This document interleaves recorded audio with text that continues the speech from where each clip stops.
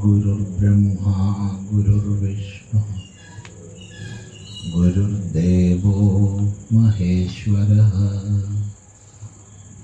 गुरुः साक्षात् परं ब्रह्म तस्मै श्री गुरवे नमः। ॐ सदाशिवसमारम्भाम् शङ्कराचार्यमध्यमाम् अस्मदाचार्यपर्यन्ताम्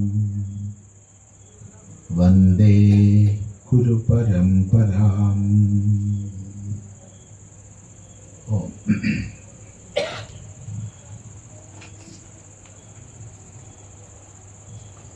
കുറേ വർഷങ്ങളായി മണ്ഡലകാലത്ത് നമ്മൾ ഒത്തുകൂടാറുണ്ട്. ഒരു ദിവസം 2 ദിവസമൊക്കെ പതിവുണ്ട്. ഈ പ്രാവശ്യം 70 ദിവസം നീണ്ടു നിൽക്കുന്ന പ്രഭാഷണങ്ങളാണ് ഇവിടെ സംഘടിപ്പിക്കപ്പെടുന്നത്. വളരെ ക്ലേശമുണ്ട് 70 ദിവസമൊക്കെ സംഘടിപ്പിക്കുക എന്ന് പറയുമ്പോൾ. എന്നാലും ശ്രദ്ധയോടുകൂടി പൂർണ്ണമായി പങ്കെടുക്കുമ്പോൾ സുവ്യക്തമായ ഒരവബോധം വിവിധ കോണുകളിലൂടെ സനാതനധർമ്മ സംബന്ധിയായി ഉണ്ടാവാൻ ഇത് സഹായിക്കും. വളരെ സന്തോഷം, വളരെ സന്തോഷം.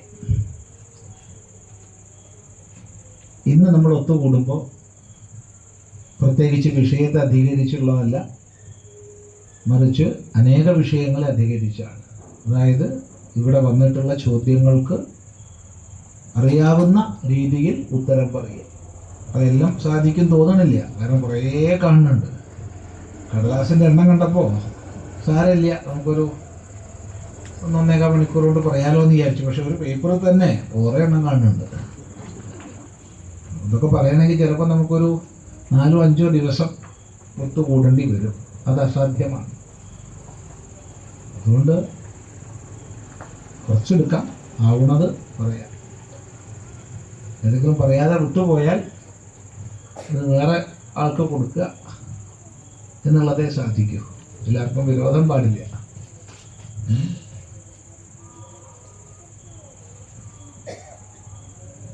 ഹിന്ദു മതമാണോ അതോ സംസ്കാരമോ, എങ്ങനെയാണ് നിർവചിക്കേണ്ടത്? ഇത് വളരെ ശ്രദ്ധയോടുകൂടി സമീപിക്കേണ്ട ഒരു പ്രശ്നമാണ്. കാരണം പലപ്പോഴും ഹിന്ദു ധർമ്മമാണ്,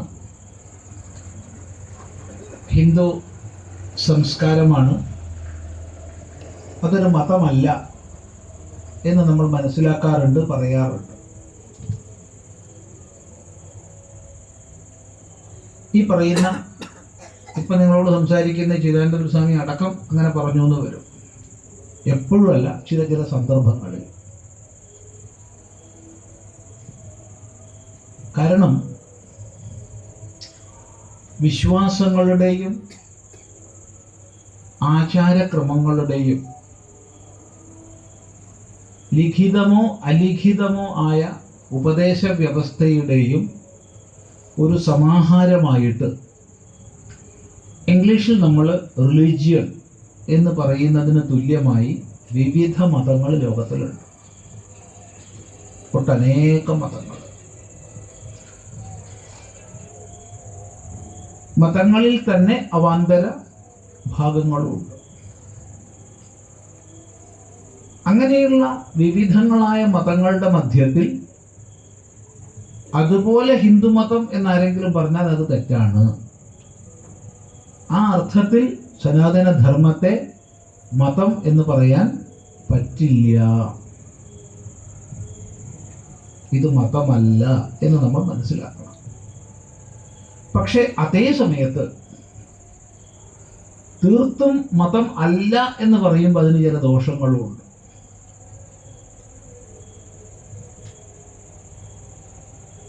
നമ്മൾ ഒന്നിച്ചു പോകുമെന്ന് വിചാരിക്കുന്നു. നമ്മുടെ ബഹുമാനപ്പെട്ട സുപ്രീം കോടതി അടക്കം Hinduism is not a religion, it's a way of life എന്ന് നിർണയിച്ച് പറഞ്ഞത് നമുക്കറിയാം. It's a way of life.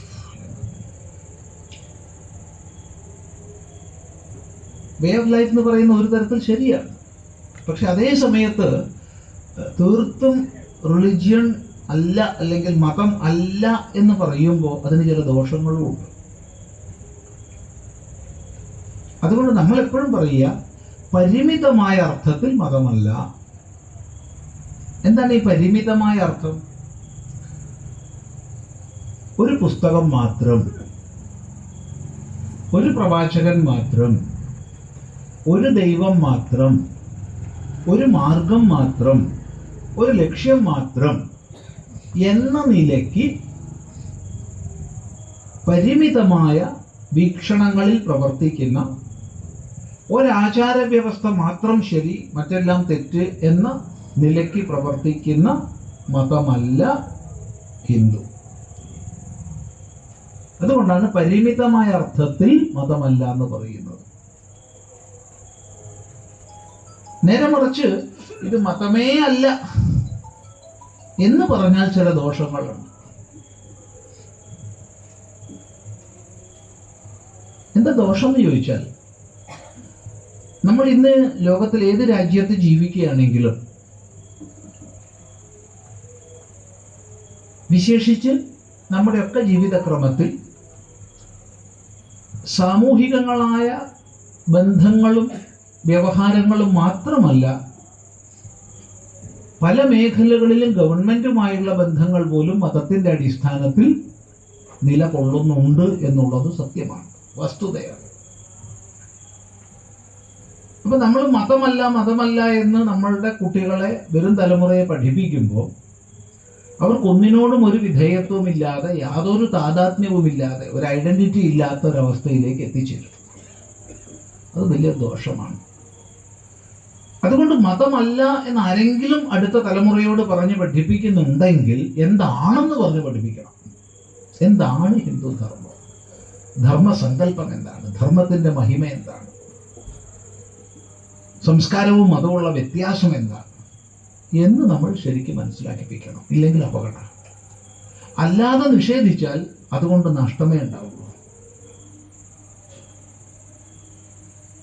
ഒരു അനുഭവം പറഞ്ഞുതരാം. അമേരിക്കയിൽ ന്യൂജേഴ്സി സ്റ്റേറ്റിലാണ് ഒരു ഗ്രൂപ്പ് കുറെ പേര് കൂടി നിശ്ചയിച്ചു നമുക്കൊരു ക്ഷേത്രം പണിയണം. അങ്ങനെ അതിനു വേണ്ടി ഒരു ഒരു ഒരു കമ്മിറ്റി ഉണ്ടാക്കി, അത് രജിസ്റ്റർ ചെയ്തു. അങ്ങനെ ക്ഷേത്രം പണിയാൻ വേണ്ടിയിട്ടുള്ള ധനസ്വരൂപണമൊക്കെ തുടങ്ങി. അവരുടെ ബൈലോ ഒക്കെ തയ്യാറാക്കി, എല്ലാം ശരിയായി. ധനസ്വരൂപണം ചെയ്തു. അങ്ങനെ ക്ഷേത്രം പണിക്കില്ല, പക്ഷെ ഭൂമി വാങ്ങാനും അത്യാവശ്യം ഒരു പണി തുടങ്ങാനുള്ള പൈസയായി കഴിഞ്ഞു. അവിടെ റിലീജിയസ് പേർപ്പസിന് വേണ്ടി നീക്കി വെച്ച ഭൂമിയുണ്ട്. നമ്മൾ റെസിഡൻഷ്യൽ ബ്ലോക്കായിട്ട് തിരിച്ചു കഴിഞ്ഞാൽ അവിടെ വേറെ ഒന്നും അനുവദിക്കില്ല, അവിടെ റെസിഡൻസ് മാത്രമേ അനുവദിക്കൂ.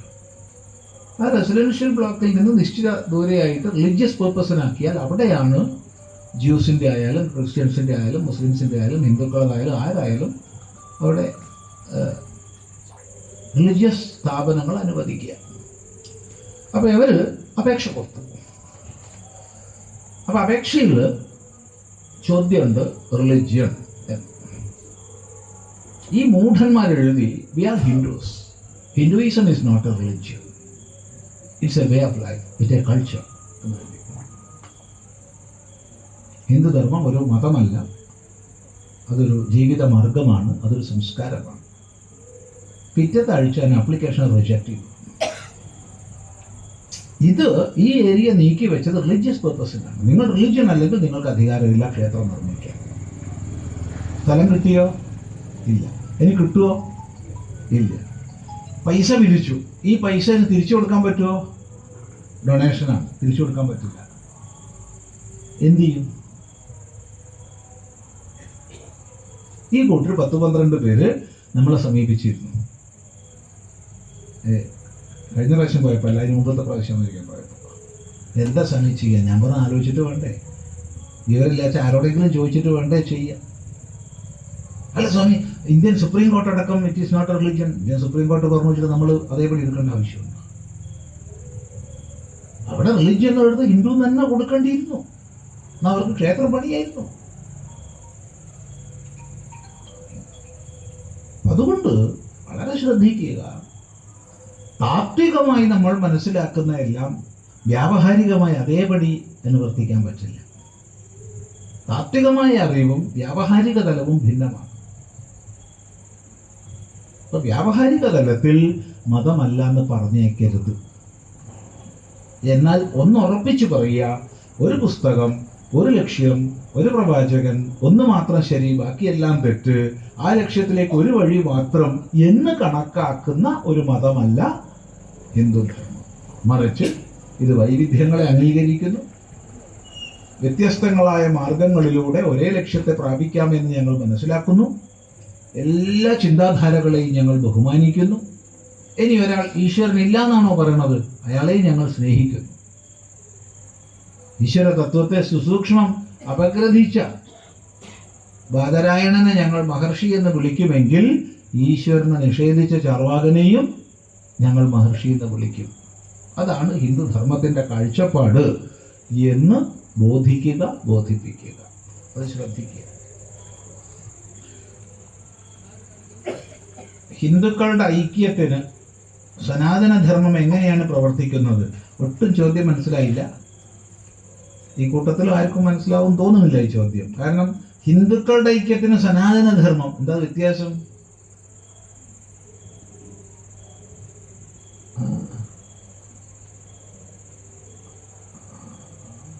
വെള്ളത്തിന്റെ ശുദ്ധിക്ക് തണ്ണി എങ്ങനെ സഹായകമാവും എന്ന് ചോദിച്ചാൽ, തണ്ണിയും വെള്ളം ഒന്നാണ്ട്.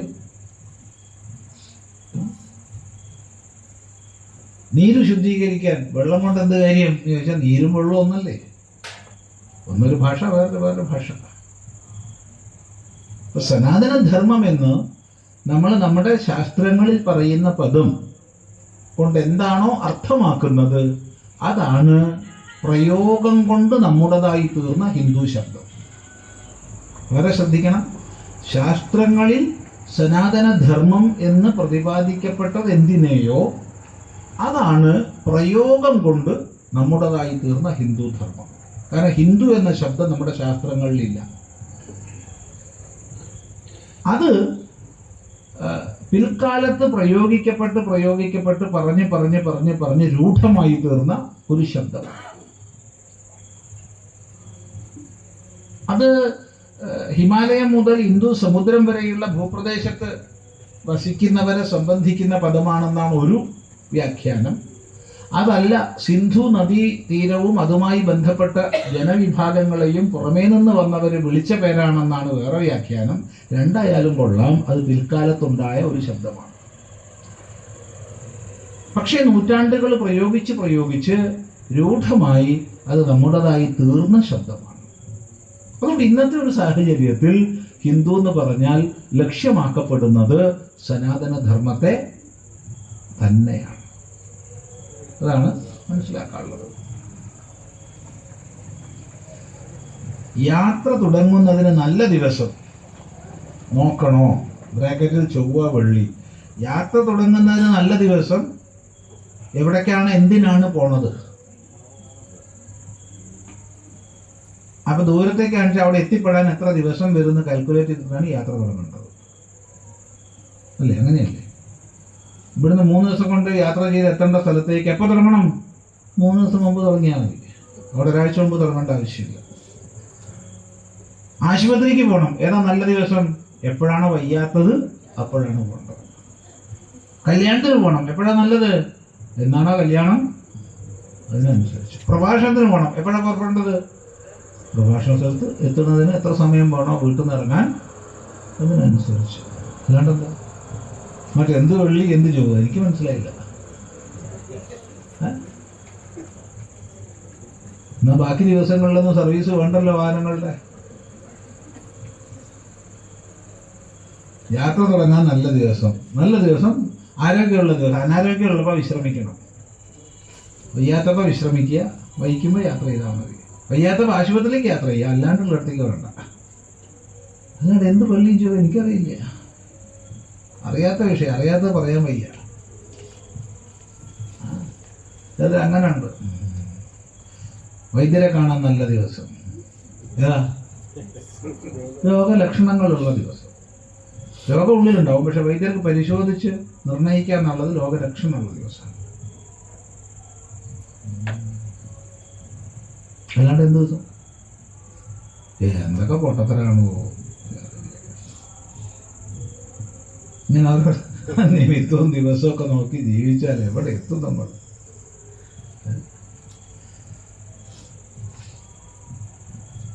ഏതാ നല്ല ദിവസം?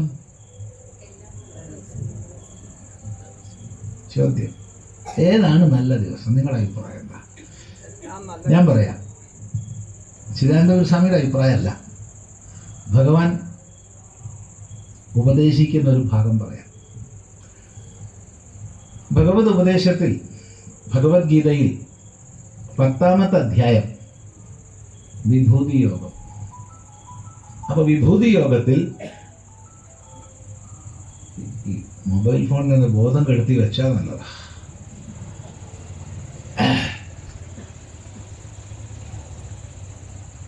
വിഭൂതി യോഗത്തിൽ ഓരോ ഗണത്തെ എടുത്ത് അതിൽ വിശിഷ്ടമായതെന്തോ അതാണ് ഞാൻ എന്നാണ് ഉപദേശിക്കുന്നത്.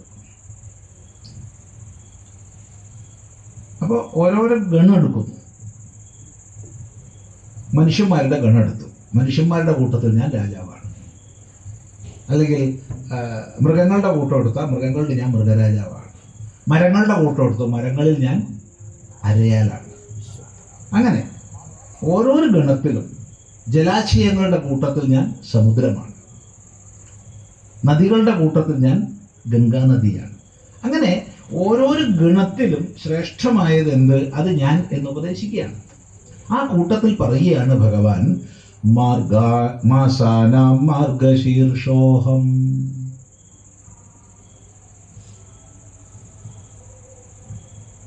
വളരെ ശ്രദ്ധിക്കേണ്ട ഒരു ഉപദേശം.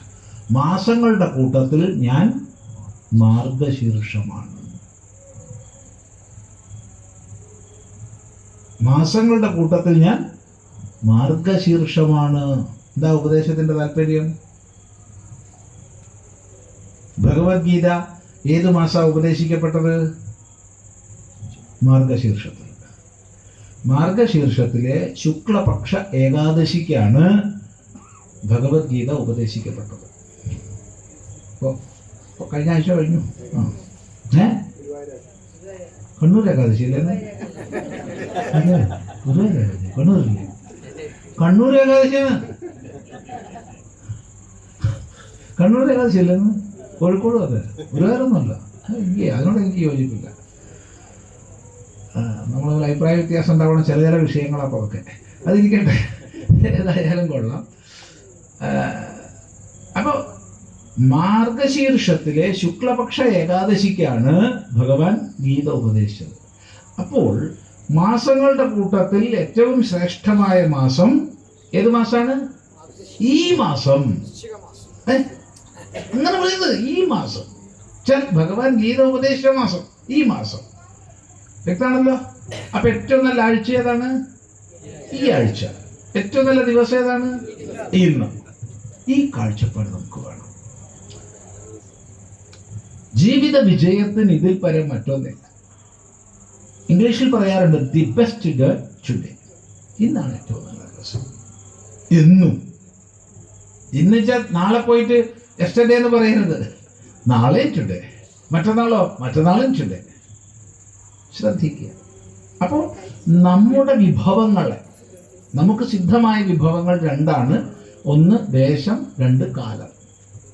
അപ്പൊ ഇപ്പൊ നമുക്ക് സിദ്ധമായ ദേശത്തെയും കാലത്തെയും ബഹുമാനിക്കാനും അതിനെ ഉപയോഗിക്കാനും സാധിക്കുന്നവന് മാത്രമേ ജീവിത വിജയമുള്ളൂ. സിദ്ധമായ വിഭവത്തെ ഉപയോഗിക്കാതെ അത് കിട്ടിയാൽ നന്നാവുമായിരുന്നു, അത് കിട്ടിയാൽ നന്നാവുമായിരുന്നു എന്ന് വിചാരിക്കുന്നവന് ഒരിക്കലും ജീവിത വിജയം ഉണ്ടാവില്ല. ഇപ്പോൾ നമുക്ക് സിദ്ധമായ സമയം, അടുത്ത നിമിഷം നമ്മൾ ജീവിക്കുമെന്ന് നമുക്ക് ആർക്കും അറിയില്ല. നാളെ ഉണ്ടാവും എന്ന് ഉറപ്പ് പറയുന്ന ആർക്കെങ്കിലും സാധിക്കുമോ? നാളെ ഞാൻ ഉണ്ടാവും, ആരെങ്കിലും പറയാൻ പറ്റുമോ? എവിടെ നാളെ ഉണ്ടാവാൻ? ഇന്ന് കാറ്റ് പോയാൽ, ഇപ്പൊ പോയാൽ, ഇപ്പൊ പറഞ്ഞുകൊണ്ടിരിക്കുമ്പോൾ പോയാൽ നിങ്ങൾക്ക് പണിയായി. അതെ, കേട്ടോണ്ടിരിക്കുമ്പോൾ പോയാൽ ബാക്കിയുള്ളവർക്ക് പണിയായി. അത്രയേ ഉള്ളൂ. അപ്പോ ഉള്ള സമയത്തിന്റെ വില മനസ്സിലാക്കി അതിനെ ഉപയോഗിക്കുക. ഒരു നിമിഷം വെറുതെ കളയാതിരിക്കുക. നല്ല ദിവസം, ബുധനാഴ്ച നല്ല ദിവസമാണ്, അല്ലെങ്കിൽ വ്യാഴാഴ്ച നല്ല ദിവസമാണെന്നും പറഞ്ഞ് കാത്തിരിക്കാതെ ഇന്ന് നല്ല ദിവസമാണ്, അവിടെ നല്ലതാണ്, മറ്റേടത്ത് നല്ലതാണെന്ന് പറയാതെ ഇവിടെ നല്ലതാണ്.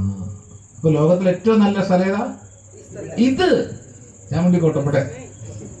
നാളെ നമ്മൾ കോഴിക്കോട് പോയി, ചാമുണ്ടിക്കോട്ട ഏറ്റവും നല്ല സ്ഥലം എന്ന് പറഞ്ഞേക്കരുത്. ഇപ്പോൾ കോഴിക്കോട്, മറ്റന്നാൾ അമേരിക്കയിൽ പോയി, അവിടെ എവിടെയാണോ പോയത് അതാണ് ഏറ്റവും നല്ല സ്ഥലം. ഇങ്ങനെ നമുക്ക് സിദ്ധമായ ദേശകാലങ്ങളെ മഹിമയോടുകൂടി കാണാൻ പഠിക്കണം. അവന് മാത്രമേ ജീവിത വിജയമുള്ളൂ. ശ്രദ്ധിക്കുക.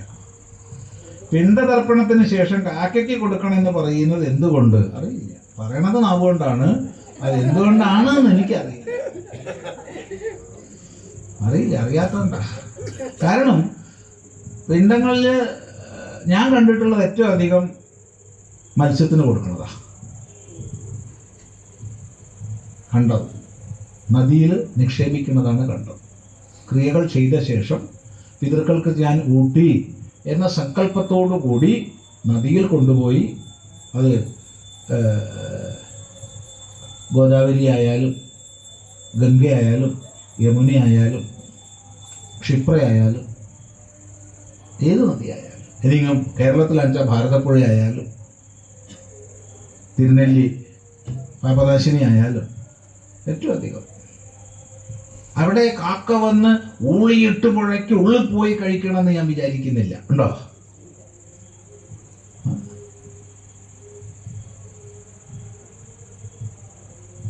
അല്ല, അറിയില്ല. ഞാൻ കൂടുതൽ കണ്ടിട്ടുള്ളതാ. കാക്കയ്ക്ക് കൊടുക്കണ്ടെന്ന് പറഞ്ഞില്ല, പക്ഷെ എല്ലാം ഈ കാക്കയ്ക്ക് കൊടുത്ത് ഒരു വഴിക്കായി. എല്ലാം കാക്കയ്ക്ക് തന്നെ, അത് ആർക്കൊന്നും വേണ്ട. അല്ലേ? ഇനി കാക്കയ്ക്ക് കൊടുക്കുന്നതിന്റെ പിന്നിൽ എന്തെങ്കിലും തത്വമുണ്ടോ ചിദാനന്ദ ദിവസം അറിയില്ലേ, പറഞ്ഞിട്ടില്ല. അതിന് എതിർത്തിട്ടൊന്നുമില്ല. നിങ്ങൾ വേണ്ടവർ ചോദിച്ചോളൂ, ആ വിഷയത്തിൽ അറിവുള്ളവരോട് പറഞ്ഞോളൂ. കാക്കയ്ക്ക് കൊടുക്കുന്നത് നമ്മൾ കണ്ടിട്ടുണ്ട്. പക്ഷെ കാക്കയ്ക്ക് കൊടുക്കാൻ വിചാരിച്ച് പൂച്ച വന്ന് കഴിച്ചാൽ അതിനെ ഓടിക്കാൻ പാടില്ല. കാരണം കൊടുക്കുന്നതോടുകൂടി നമ്മുടെ ബാധ്യത കഴിഞ്ഞു. പിന്നെ നമുക്ക് അധികാരമില്ല. നമ്മൾ പിതൃക്കൾക്ക് സമർപ്പിച്ചു. ഇനി ആർക്കാ വെച്ചത്? അവരെടുത്തോട്ടെ. പട്ടിക്കാണോ? പട്ടി എടുത്തോട്ടെ. പൂച്ചയ്ക്കാണോ? പൂച്ച എടുത്തോട്ടെ. കാക്കയ്ക്കാണോ? കാക്ക എടുത്തോട്ടെ. കോഴി എടുത്തോട്ടെ. കാരണം ഞാൻ സമർപ്പിച്ചു കഴിഞ്ഞാൽ എനിക്ക് അധികാരമുണ്ടോ? ഇല്ലയോ? ഇല്ല, ഒരിക്കലും ഇല്ല. നിങ്ങളൊരാള് എനിക്ക് ഒരു 10 രൂപ തന്നു, എന്തിനാ ഇപ്പൊ കുറയ്ക്കുന്നത്? 1000 രൂപ തന്നു. എന്തായാലും സങ്കല്പിക്കല്ലേ, കുറയ്ക്കണ്ടല്ലോ. 1000 രൂപ നിങ്ങൾ എനിക്ക് തന്നു. ഇതെന്താത്? ഇത് സ്വാമിജി വെച്ചോളൂ. ശരി, ഞാനതെടുത്തു ഒരു രോഗിക്ക് മരുന്ന് വാങ്ങാൻ കൊടുത്തു, അല്ലെങ്കിൽ ഒരു മോളുടെ ഒരു പഠിപ്പിനോ കല്യാണത്തിനോ എന്തിനെങ്കിലും കൊടുത്തു, അല്ലെങ്കിൽ ഒരാളുടെ വീട് നന്നാക്കാൻ കൊടുത്തു. ഇതൊന്നും അല്ലാച്ചാൽ ഞാൻ നാളെ പോണ വഴിക്ക് മാഹി നിഷ്ഠിച്ച് കുപ്പി വാങ്ങി കുടിച്ചു. നിങ്ങൾക്ക് ചോദിക്കാൻ അധികാരമുണ്ടോ? ഇല്ല. സ്വാമി എന്താ കള്ളു കുടിക്കാനാണ് ഉപയോഗിച്ച്? നിങ്ങൾ എന്നോട് പറഞ്ഞു എന്തിനാ പൈസ തന്നു? എൻ്റെ ഇഷ്ടമാണ്. അത് ഞാൻ നോട്ടങ്ങനെ കീറിക്കളഞ്ഞു. എൻ്റെ ഇഷ്ടമാണ്. നേരെ മറിച്ച് നിങ്ങളൊരാൾ തന്നു, സ്വാമി ഇത് ആശ്രമം നടത്തുന്ന ട്രസ്റ്റിലേക്കാണ് കേട്ടോ, ശ്രീശങ്കര ചാരിറ്റബിൾ ട്രസ്റ്റിലേക്കാണ് എന്ന് പറഞ്ഞു തന്നാൽ എൻ്റെ കർത്തവ്യമാണ് ഞാൻ അതേപടി അവിടെ എത്തിച്ച് റസീറ്റ് എഴുതിച്ച് അവിടെ വരവ് ചേർപ്പിക്കുക. അത് മറ്റൊന്നും ചെയ്യാൻ എനിക്ക് അധികാരമില്ല. പിതൃക്കളെ സംബന്ധിച്ച് പിതൃഭ്യോ സ്വധാ എന്ന മന്ത്രത്തോടു കൂടി നമ്മൾ സമർപ്പിച്ചു കഴിഞ്ഞു. ഇനി പട്ടിയോ പൂച്ചയോ കാക്കയോ കോഴിയോ ആര് മേടിച്ചെടുത്തോട്ടെ, നമുക്കെന്ത് വേണം?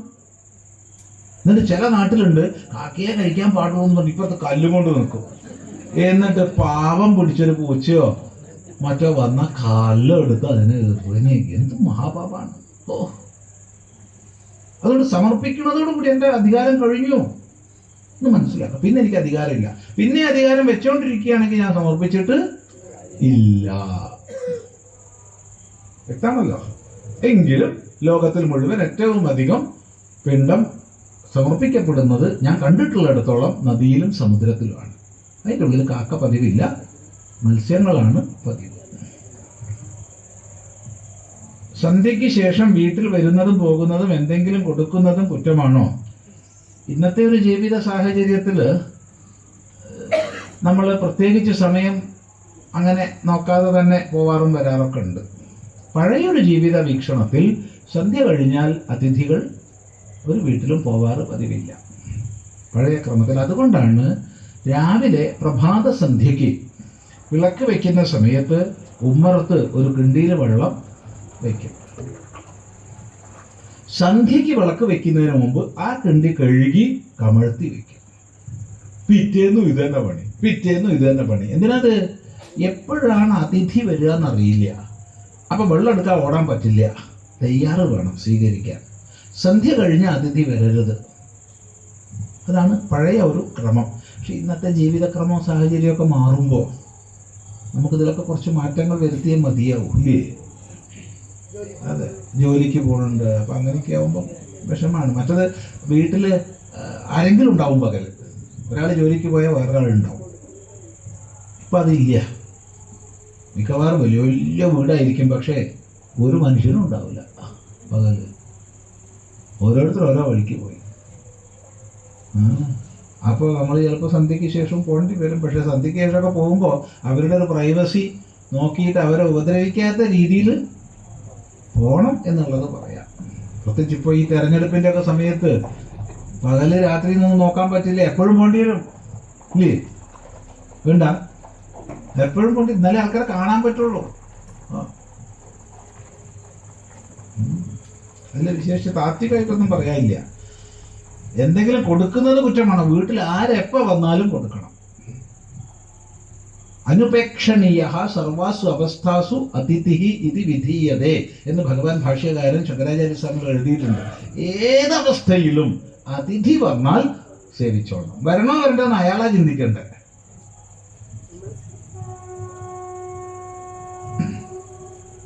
പോകുന്ന ആളാണ് വേണോ വേണ്ടെന്ന് ചിന്തിക്കേണ്ടത്. പക്ഷേ ആതിഥേയന്റെ ഉത്തരവാദിത്തമാണ് ഏതവസ്ഥയിൽ വന്നാലും വരൂ കേട്ടോ, ഇരിക്കോ. അതാണ് ആദ്യ ആവാഹനം. പിന്നെ പാദ്യം സമർപ്പയാമി, കാലൊഴുകാൻ വെള്ളം കൊടുത്തു. ആസനം സമർപ്പയാമി, ഇരിക്കുക. അർഘ്യം സമർപ്പയാമി, കുറച്ച് വെള്ളം കുടിച്ചോളൂ, വെള്ളം കൊടുക്കുക.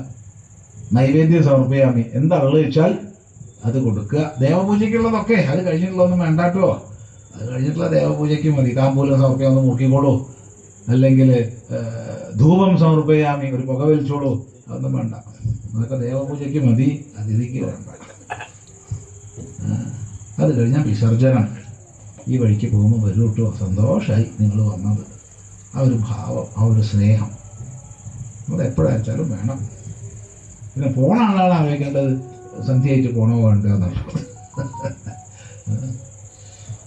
പുലയുള്ള വീട്ടിൽ നിന്ന് ഭക്ഷണം കഴിക്കാമോ ഭഗവാനെ? അതൊരു ചോദ്യമാണല്ലോ. പുലയുള്ള വീട്ടിൽ നിന്ന് ഭക്ഷണം കഴിച്ചപ്പോൾ എന്താ കുഴപ്പം? എന്തായാലും ചോദിച്ചാൽ അത് കഴിക്കണ്ട. എന്തുകൊണ്ട്? അയാൾക്ക് സംശയമുള്ളത് കൊണ്ട്. സംശയത്തോടു കൂടി കഴിച്ചാൽ പ്രശ്നമാവും. ബാക്കിയുള്ളവർക്കൊക്കെ കഴിക്കാം. സംശയത്തോടു കൂടി ഒന്നും ചെയ്യും. അല്ല, സ്വാമി പറഞ്ഞാൽ സംശയം തീരുമായിരുന്നു. എന്നാൽ ഒരു ഗൃഹത്തിൽ ശ്മശാനകർമ്മം നടക്കുന്നതിന് മുമ്പ് ശവമുണ്ട്. അതിൻ്റെ സാമീപ്യമാണ്. അവിടെ ഭക്ഷണം കഴിക്കരുതെന്ന് മാത്രമല്ല, അവിടെ നിന്ന് തിരിച്ച് അവനവൻ്റെ ഗൃഹത്തിലേക്ക് വരുന്നതിന് മുമ്പ് അണുനാശക ദ്രവ്യം ഉപയോഗിച്ച് കുളിച്ചിട്ട് വേണം വീട്ടിലേക്ക് കയറാൻ. അത് കഴിഞ്ഞാൽ അതുമായി അടുത്തിടപഴകിയ വ്യക്തികളോട് 2 ആഴ്ചക്കാലം നമ്മൾ ഇടപഴകുകയാണെങ്കിൽ അണുനാശക ദ്രവ്യങ്ങൾ ഉപയോഗിച്ച് കുളിക്കണം. അത് രോഗപകർച്ച ഒഴിവാക്കാനാണ്. ആ നിലയ്ക്ക് കഴിയുന്നതും ഭക്ഷണം തുടങ്ങിയവ നിർബന്ധമല്ലെങ്കിൽ ഒഴിവാക്കുന്നതാണ് നല്ലത്. പിന്നെ ഭക്ഷണം നിർബന്ധമാണെങ്കിൽ ഒക്കെ തിളപ്പിച്ച സാധനങ്ങൾ ഒക്കെ കഴിക്കുക, തണുത്തത് കഴിക്കാതിരിക്കുക, അത് ചെയ്യാവുന്നതാണ്. ഇളം ചൂടാക്കിയത് ഒട്ടും കഴിക്കരുത്. എന്തൊക്കെ രോഗാണുക്കളാണ് അയാളുടെ മരണത്തിന് കാരണമായെന്നൊന്നും നമുക്കറിയില്ലല്ലോ. എല്ലാ ഈശ്വരന്മാർക്കും രൂപമാണ് പ്രതിഷ്ഠ. ഈശ്വരന് പ്രതിഷ്ഠ ഇല്ല.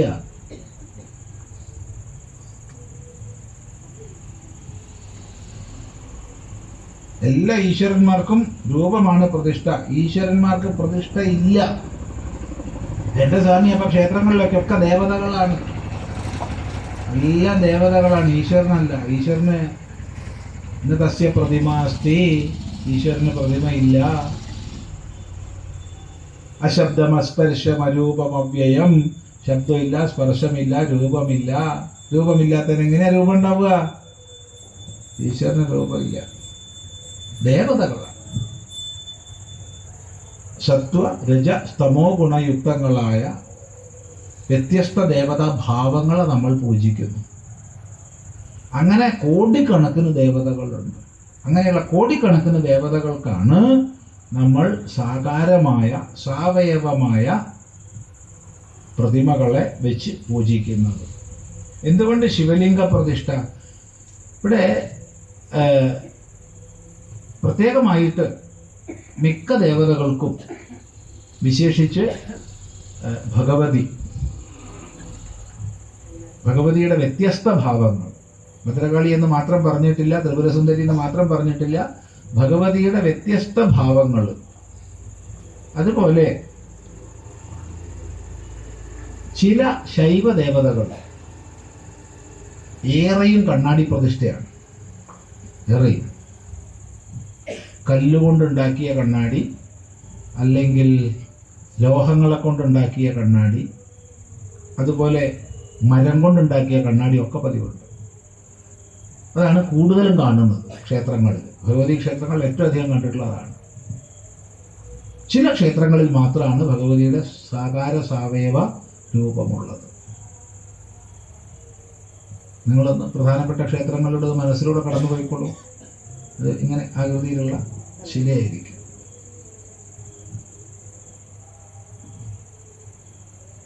അതുകൊണ്ട് എല്ലാം സാവയവമാണെന്ന് വിചാരിക്കരുത്.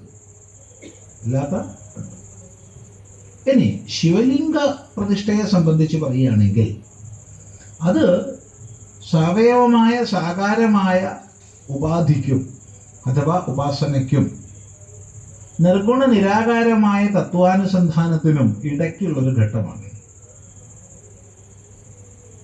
ശിവം ലിംഗ്യതേ ഇത് ശിവലിംഗ. ശിവലിംഗം എന്ന് പറഞ്ഞാൽ ശിവം ലിംഗ്യതേ, ശിവമായതിനെ സൂചിപ്പിക്കുന്നു എന്നാണ് വാക്കിന്റെ അർത്ഥം. ശിവമായതിനെ സൂചിപ്പിക്കുന്നതാണ് ശിവലിംഗം. ലിംഗ്യതേ, ലിംഗ്യത എന്ന് പറഞ്ഞാൽ സൂചിപ്പിക്കുക. ഒന്നും കൂടി ലിംഗം എന്നുള്ള ശബ്ദത്തെ വിശദമാക്കാം. ഇപ്പൊ കാഷായ വസ്ത്രം, ഇത് സന്യാസിയുടെ ലിംഗമാണ്. അപ്പൊ കാഷായ വസ്ത്രം കണ്ടാൽ മനസ്സിലായി ഇത് സന്യാസിയാണെന്ന് മനസ്സിലായി. കേരളം ഒഴിച്ചുള്ള സ്ഥലത്ത് അല്ലേ? കേരളത്തിൽ എല്ലാവരും ഉപയോഗിക്കുന്നുണ്ട്. കേരളത്തിൽ ഗൃഹസ്ഥന്മാരും കഷായം ഉപയോഗിക്കുന്നുണ്ട്. എന്താ കഥ? ശരിയല്ലേ പറഞ്ഞ?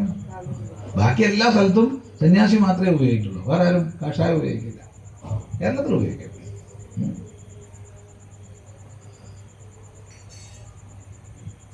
അതെന്തുകൊണ്ടാണെന്ന് ചോദിച്ചാൽ നമുക്കറിയില്ല.